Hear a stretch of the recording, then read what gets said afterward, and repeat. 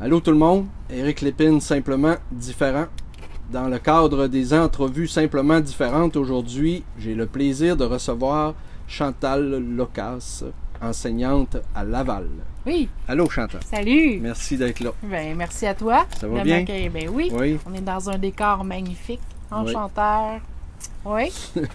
Good. Donc, dans le sens des entrevues Simplement Différentes, c'est toujours la même chose, c'est de mettre en lumière la différence de la personne et non la mienne que je parle constamment sur les plateformes. On met en évidence celle des participants. Donc, pour toi, Chantal, quelle est ta différence? Ben, ma différence, c'est toute ma vie. Je suis différente dans tous les aspects de ma vie. Je suis d'abord diagnostiquée TDAH avec un A et un H très, très, très intense. Non médicamentée. J'ai arrêté la médication.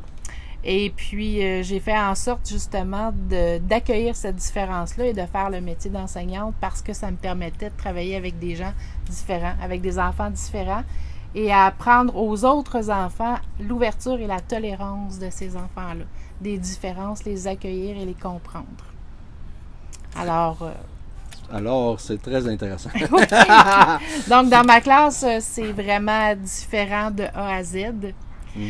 Premièrement, j'ai un pupitre pour chaque élève, mais on travaille couché sur des tapis de sol, assis sur des ballons, sur des bancs oscillants. Il y a des stations pour travailler debout. Donc, j'essaie de faire en sorte que chaque enfant puisse trouver la meilleure façon pour lui de travailler, d'arriver à réussir. Okay. Il n'y a pas de période de collation. Les enfants entrent dans ma classe et ils mangent quand ils ont faim.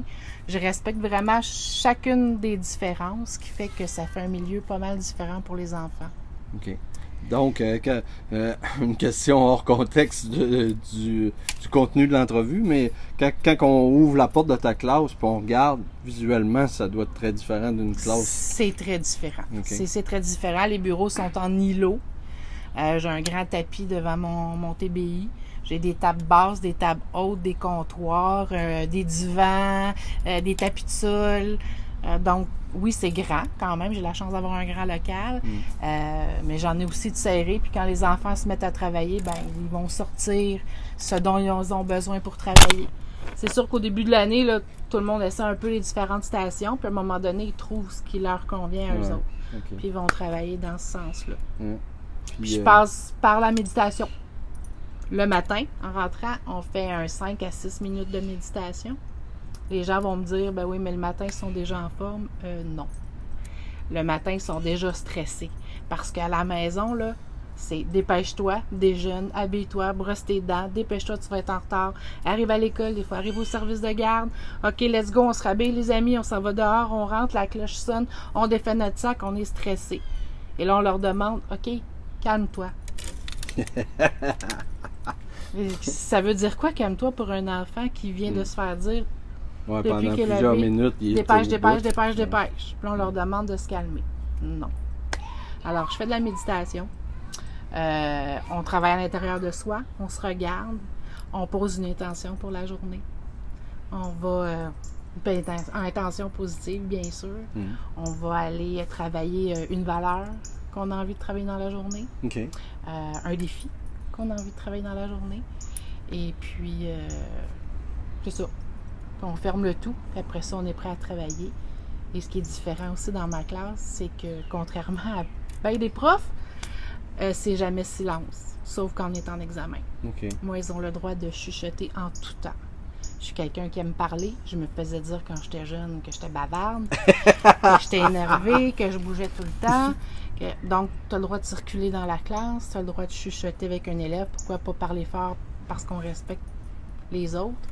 Donc, tout se fait dans le respect. Cette année, j'avais 52 élèves. J'ai enseigné en team teaching avec une amie. Les 52 élèves, on aurait juré qu'ils étaient 10. Non. C'était vraiment... bravo à toi, franchement. En plus, tu m'as donné l'opportunité que je puisse voir ça à un moment donné. Oui, bien sûr. N'importe quand. Ça m'intéresse beaucoup. Yes. On va replacer ça un petit peu. Petit problème technique. C'est correct. Donc, à travers cette différence-là, quelles sont les problématiques rencontrées et la façon que tu les as surmontées? Est-ce que tu en as une ou deux en tête? Ah oui, mais il y en a plusieurs. Il y a eu d'abord les directions d'école. Non. Les directions d'école qui ont, au départ, qui étaient un petit peu fermées à ça. Premièrement, ça me demandait du budget pour acheter du matériel adapté à chaque enfant. Après ça, une fois que la direction a été convaincue, une fois que tu démontres que ta façon de faire fonctionne, puis qu'il y a des résultats au bout de ça, c'est les parents. C'est les parents qui ont été ma plus grande difficulté. Ben voyons. Deux choses l'une. De un, les parents qui n'acceptent pas que leur enfant ait une différence.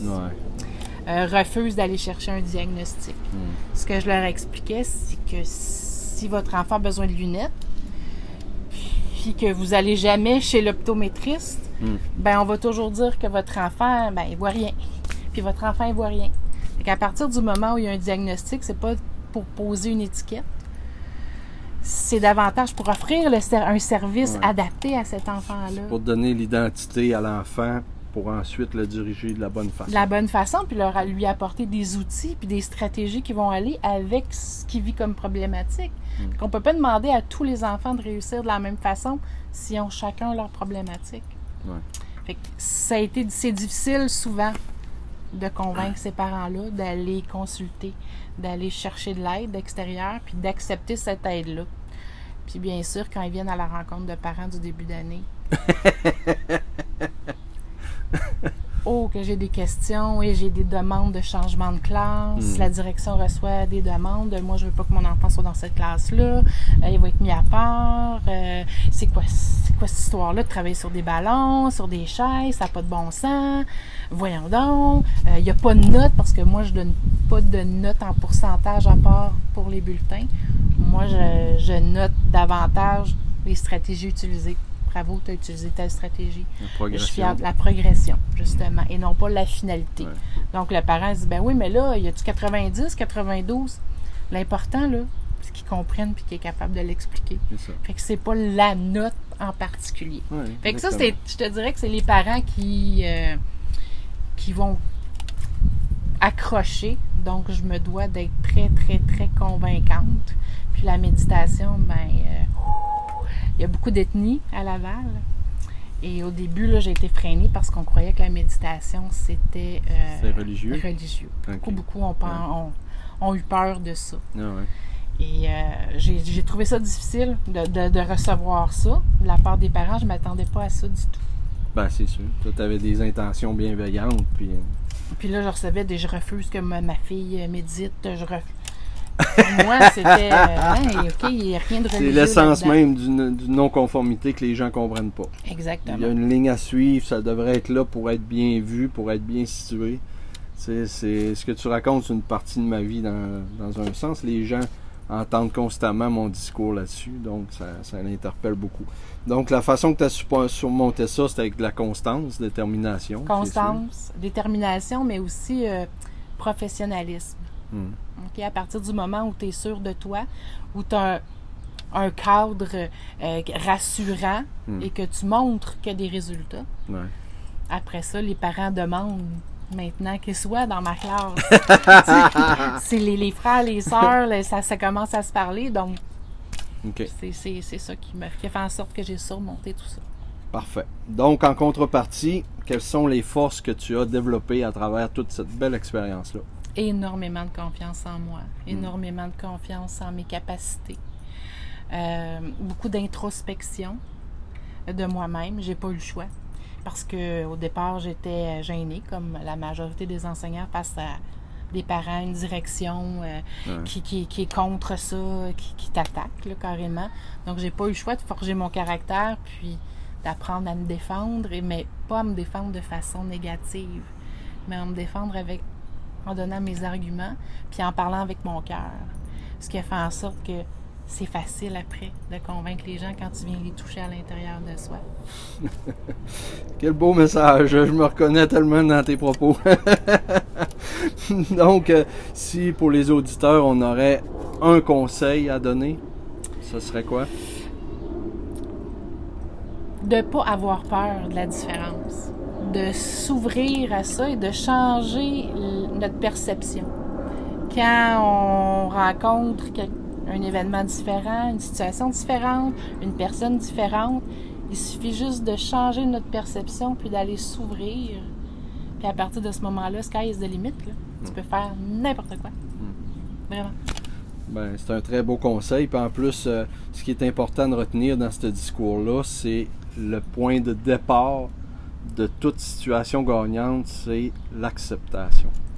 Puis souvent, les petits-enfants, eux, qui sont différents, ils sont normaux pour eux, là. Totalement. Le parent, c'est lui qui doit accepter en premier pour pouvoir aider son enfant par la suite. Combien de fois j'ai à discuter avec des parents puis de leur dire, regarde, accepte ça, comprends, puis tu vas aider ton enfant. Ça fait partie de ton discours, puis je te félicite là-dessus.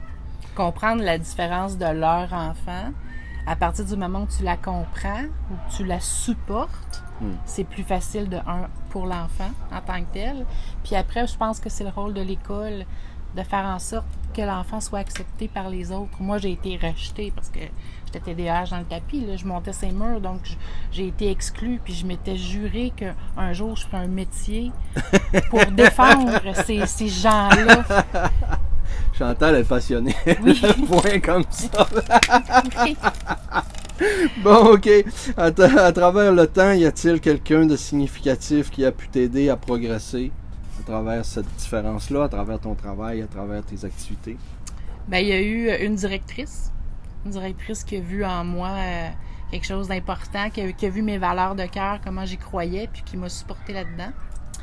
Puis il y a surtout eu un collègue qui, lui, faisait peur après ma barre. C'était un homme intransigeant, très directif. Certains enfants en avaient peur, mais étrangement, lui, il enseignait le bain linguistique, la partie anglophone. Okay. Et il m'avait expliqué, j'arrivais à l'école, j'étais toute jeune, j'avais 20 ans, et il m'a expliqué que les enfants qui arrivaient dans sa classe, personne ne savait parler anglais. Donc, tout le monde commençait à la base. Puis c'est dans la façon, dans les stratégies qu'il leur montrait qui un jour allaient parler anglais. Et ça fonctionnait tellement. En 5 mois, ils étaient bilingues. Et je me suis fiée un petit peu là-dessus pour prendre mes élèves et dire, regarde, premièrement, la méditation, tout le monde part à zéro presque. OK? Donc, on chemine là-dedans ensemble, on progresse, on pratique, on prend une notion de français, une notion de mathématiques. Peu importe là, ta difficulté. Tout le monde y va, puis on y va à notre rythme, selon notre perspective, puis selon nos besoins, selon notre capacité. Mais tout le monde est capable d'y arriver à un moment donné. Ben oui. C'est ça. C'est le principe de la progression. Hein? Et voilà. Moi, Alexis n'avait aucune qualité sportive, physique. Puis en éducation physique, c'était toujours des échecs. Donc pour lui, c'était traumatisant, c'était lourd. Jusqu'au jour qu'on a eu un professeur qui a dit, maintenant, Alexis, je vais t'évaluer au jour 1, puis je vais te demander de progresser. Ça a changé toute la dynamique. Totalement. Totalement. Si on arrête de mettre justement la finalité là, en haut, puis qu'on regarde chaque petit pas qui est fait, c'est merveilleux. Il n'y a pas un enfant qui est paresseux, il n'y a pas un enfant qui n'est pas bon dans rien. Là. Quand tu apprends à marcher, là, le tout petit qui a 1 an, là, il commence à se lever. Hein? Il marche à 4 pattes ou il se traîne. On l'applaudit, on est content, on trouve ça merveilleux ici après meuble. Wow! La finalité, on le sait qu'un jour, il va finir par marcher. Mais tout ce chemin-là, c'est magique, c'est magnifique, mais c'est un peu la même chose à l'école. Dans le sport, que ce soit en art, dans n'importe quoi. Donc, Chantal, c'était très intéressant. Je te remercie encore une fois. Les gens, s'ils veulent te voir, institutodp.com. Non. Non? Oui, c'est ça, excuse-moi. Oui. Institut.com, institutodp.com. Oui, c'est ce que j'avais vu sur le web. J'ai fait ma petite enquête. Le site n'est pas encore opérationnel à 100%, mais ça s'en vient. Sinon, sur Facebook, les gens peuvent te voir là? Oui, outils de développement du potentiel. J'ai une page avec le programme Bulle en soi.